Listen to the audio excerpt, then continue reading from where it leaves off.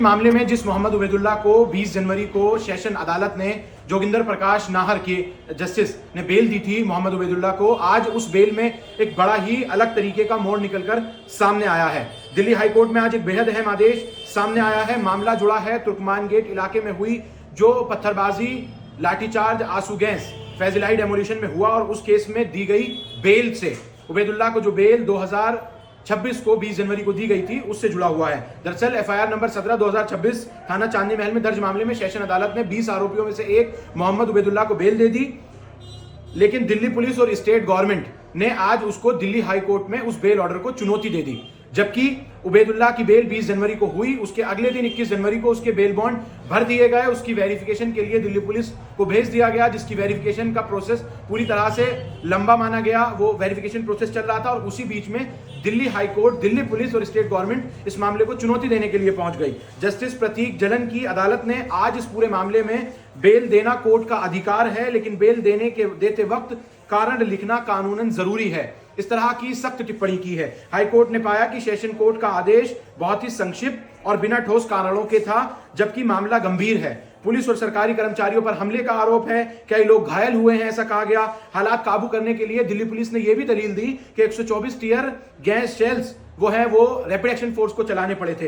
High court ने इस मामले में बड़ा फैसला दिया है। सेशन कोर्ट का 20 जनवरी का जो बेल ऑर्डर है उसको पूरी तरह से अभी रद्द कर दिया है। मामला दोबारा सेशन कोर्ट को भेज दिया गया है। 23 जनवरी 2026 को सुबह 10 बजे दोबारा, आज 22 जनवरी के बाद दोबारा सुनवाई होगी। और हाईकोर्ट ने यह भी साफ किया कि हमने केस के मेरिट पर कोई राय नहीं की है, हमने कोर्ट के मेरिट पर किसी तरह की राय नहीं दी है, हमने उन तमाम चीजों को नहीं देखा है कि कोर्ट ने क्या चीजें हैं, लेकिन सिर्फ प्रक्रिया जो है उसमें कहीं ना कहीं कमी बताई है। अगर सेशन कोर्ट दोबारा ठोस कारणों के साथ बेल देती है, ये मुख्य बात है, तो बेल और ज्यादा मजबूत हो जाएगी और ज्यादा बड़ी नजीर बन सकती है। लेकिन अगर कारण संतोषजनक नहीं पाए गए जिस पर अदालत ने कहा है, तो बेल खारिज भी हो सकती है। वहीं इस पूरे मामले में यह फैसला साफ संदेश दे रहा है कि कानून में आजादी जरूरी है, लेकिन बिना कारण के नहीं। आप सेशन कोर्ट ने जो सीधे और साफ तौर पर, जिसको दिल्ली पुलिस ने और स्टेट गवर्नमेंट ने चैलेंज किया दिल्ली हाईकोर्ट में, ये कहा है कि उसमें जो बेल के जो कारण थे, जो एक मुख्यतः तौर पर तमाम वो चीजें बतानी चाहिए थी, वो उस ऑर्डर शीट में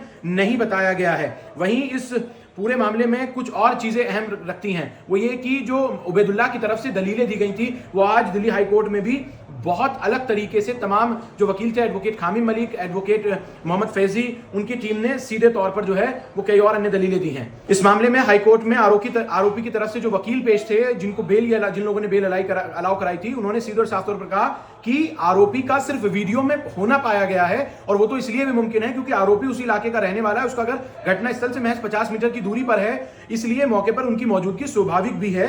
कोई ऐसा स्पष्ट वीडियो सबूत नहीं है जो उसे पत्थरबाजी करते हुए या किसी पर हमला करते हुए, किसी को घायल करते हुए देखा जा सके। आरोपी परिवार का इकलौता कमाने वाला सदस्य, उसके पिता पैरालिसिस से पीड़ित है। आरोपी जांच में सहयोग करने को हर तरीके से तैयार है। अब हाईकोर्ट ने सीधे और साफ तौर पर, तो हमने आपको बता दिया कि क्या दिया है, लेकिन जो मुख्य बात थी कि बेल बॉन्ड फर्निश किए जा चुके थे, पुलिस उसकी वेरिफिकेशन भी कर ली थी, लेकिन मजिस्ट्रेट के सामने वेरिफिकेशन रिपोर्ट को अभी तक पेश नहीं किया गया, जिसमें देरी हुई और जिसका मुख्य कारण कि उबैदुल्ला पिछले 2 दिनों से वो तिहाड़ जेल से बाहर नहीं आ सके हैं। अब हाईकोर्ट का जो अंतिम फैसला है, मैं आपको शब्दों में बता रहा हूं। सेशन कोर्ट का 20 जनवरी वाला जो बेल ऑर्डर है उसको रद्द कर दिया है। मामला दोबारा सेशन कोर्ट को भेजा गया है। 23 जनवरी 2026 सुबह 10 बजे फिर से सुनवाई होगी और स्टेट को फ्रेश स्टेटस रिपोर्ट दाखिल करने की छूट वो दी गई है। और फिर हाईकोर्ट ने आखिर में ये कहा है कि हमने केस में के मेरिट पर कोई राय नहीं दी है, यानी बेल देने का जो तमाम चीजें हैं, सिर्फ उसमें मेन मोटिव नहीं लिखा था।